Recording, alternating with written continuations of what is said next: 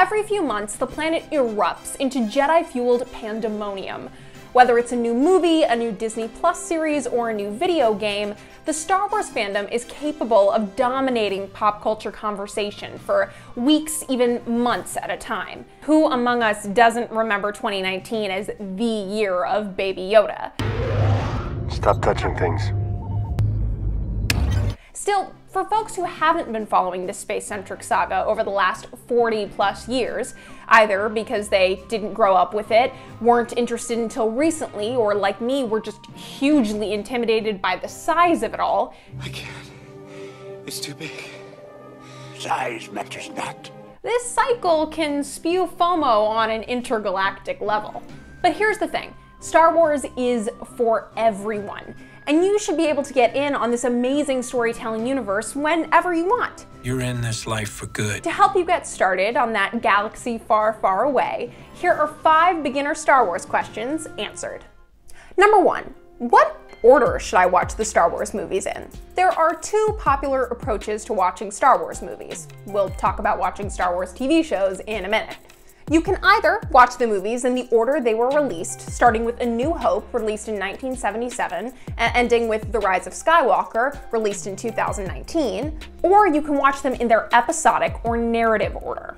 See, after the original Star Wars trilogy, starring Mark Hamill, Carrie Fisher, and Harrison Ford, dominated the late 70s and early 80s, Lucasfilm doubled back for a prequel trilogy starring 90s and early aught stars like Liam Neeson, Natalie Portman, and Ewan McGregor. The most recent trilogy, the sequel trilogy starring Daisy Ridley and Adam Driver, didn't start up until 2015 and just ended in 2019. Personally, I like to watch the movies in the order they were released. So originals, then prequels, then sequels. The reason I don't go with narrative order is that the prequels aren't exactly my favorite. Excuse me, I'm in charge of security here, milady. So starting with that can mean mission failure on my marathon. That said, the real key here is to watch whatever interests you most. All of the trilogies work on their own, so if you want to watch just the newest films, that's The Force Awakens, The Last Jedi, and The Rise of Skywalker, that'll make perfect narrative sense. Same goes for the original trilogy, A New Hope, Empire Strikes Back, and Return of the Jedi. It'll make sense on its own, with or without sequels and prequels. Or you could try out one of the franchise's 3 standalone films, completely separate from the Skywalker saga covered in the main movies. There's the 2008 animated film Clone Wars, and live-action flicks Rogue One and Solo, released in 2016 and 2018, respectively. Rogue One seriously rocks. With or without prior Star Wars knowledge, you should definitely check out that movie. Number 2, do I need to see the Star Wars movies before watching The Mandalorian?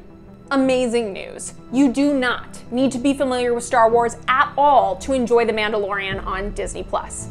Yes, there are scenes and moments that reference the films and reference other parts of the Star Wars universe, but you don't need any of those touchstones to appreciate the narrative for what it is. At present, there are 2 seasons of The Mandalorian available on Disney Plus, and even more Star Wars TV series reportedly headed our way. We'll be covering it all on Mashable, so if you ever get confused or just want to bat around some theories, check out our coverage with explainers on the website. Number 3.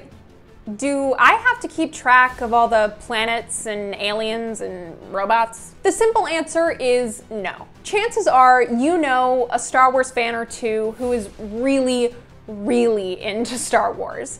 Not only can they tell you every alien species that's ever been in the franchise, they can recite whole movies from memory, share starship specs with you, and even tell you ancient lore. Well, what do you know? You never have to reach that level of fandom, unless, of course, you want to. Star Wars, like lots of great storytelling, follows some pretty easy to grasp principles. You've got good guys, bad guys, folks in between, and lots of tension. The rest is all science fiction set dressing. The other nice thing? Star Wars has permeated our culture so much that you're likely already pretty familiar with some of the characters involved. Darth Vader, he's a bad guy. Luke Skywalker, he's a good guy. R2-D2 is adorable. See, you'll get there in less than 12 parsecs. Number 4. Why was everyone so upset about The Force Awakens? And then The Last Jedi? And then also The Rise of Skywalker? Long explanation made short, people really care about Star Wars, and the sequel trilogy let some fans down. But plenty of audience members, myself included, really enjoyed it. See, whenever anything happens in the Star Wars universe, whether it's something obviously huge like a character death or something more subtle like the introduction of a new narrative device, fans tend to have big reactions. With The Force Awakens, audiences were divided on sequel trilogy hero Rey, played by Daisy Ridley. But conversations about her character took a turn for the sexist when some critics, aka just a whole bunch of toxic trolls, started bashing her for being a female hero. Then The Last Jedi received backlash from fans for all sorts of different reasons. Yes, some viewers still didn't like Rey, but others had complaints about the pacing, the narrative consistency, the perceived commercialism of Disney, you name it. Finally, The Rise of Skywalker just kind of didn't make sense. I still really enjoyed it. Arguably, it's my favorite of the three from the sequel trilogy, but there were just some plot holes I will never recover from. TLDR, when navigating Star Wars drama, just avoid the dark side. This is a fun storytelling universe, so enjoy it with fun, considerate, sensitive people who will keep their discourse just as light. Just never let Star Wars turn into a source of stress. Number 5, what if I'm still feeling overwhelmed? Believe it or not, you are totally ready to get started on Star Wars. Become more powerful than you can possibly imagine. And all of the movies are on Disney Plus, right for the streaming. Just remember these 3 tips. Number 1, pace yourself. Star Wars wasn't built in a day, and you can take your time. Number 2, make sure to find an ally. You'll definitely have more fun discussing your reactions with someone who is also seeing Star Wars for the first time or has enjoyed the franchise in the past. And number 3, have a freaking blast. You are entering a world that will make you smile, cry, scream, gasp, pretend to wield a laser sword. Star Wars is the best party I have ever come late to, and if you're meant to enjoy it, I'm absolutely positive you will.